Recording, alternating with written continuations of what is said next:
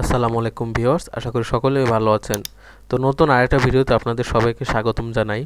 তো আজকে আমরা দেখব উইনরার কিভাবে ডাউনলোড এবং ইনস্টল করে। আমরা জানি উইনরারটা আমাদের বিভিন্ন কাজে ব্যবহার করা হয়। সেটা হলো কি, যে বিভিন্ন ধরনের ফাইল আমরা ডাউনলোড করি, সেটা ঠিক আছে, ওগুলোকে আমরা এক্সট্র্যাক্ট করতে পারি না।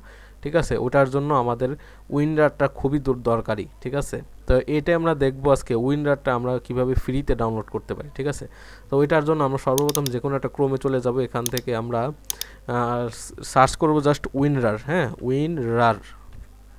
উইনরার ডাউনলোড এটা লিখে আমরা সার্চ করব। ঠিক আছে, এবার এখান থেকে দেখবেন উইনরার লেটেস্ট যে ভার্সনটা আছে এটাকে আমরা এখান থেকে ডাউনলোড করব। যে প্রথম যেটা আছে না, এটাই আপনারা ডাউনলোড করবেন। ঠিক আছে, নিচের থেকে আরও ভার্সন আছে, আপনারা দেখে ইনস্টল করতে পারবেন। ঠিক আছে, তাহলে দেখেন এটাই কিন্তু সব থেকে লেটেস্ট যেটা। তো এটাকে আমরা ডাউনলোডে ক্লিক করলাম। ঠিক আছে, দেখেন এবার এটাকে আমরা কিন্তু ডাউনলোড হলো। এখন আমরা এটাকে ইনস্টল করব। ঠিক আছে, ইনস্টল করার জন্য এখানে আমরা সর্বপ্রথম ইয়েসে ক্লিক করলাম।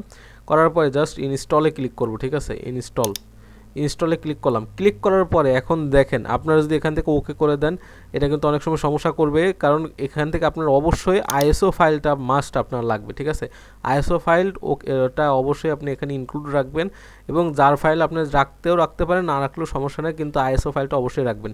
রাখার পরে জাস্ট ওকে ক্লিক করবেন। ঠিক আছে, ওকে ক্লিক করার পরে ডানে করবেন, আপনার মোটামুটি উইন্ডোজ ইনস্টল করা কমপ্লিট। ঠিক আছে, এখন দেখেন আমার মনে করেন যে এই ফাইলটা আছে, তো এটাকে আমি এটা জিপ করা আছে, এটাকে আমি আনজিপ করব। ঠিক আছে, এটাকে আমি জাস্ট ক্লিক করে উইন্ডোজের মাধ্যমে আমি এক্সট্র্যাক্ট করতে পারবো।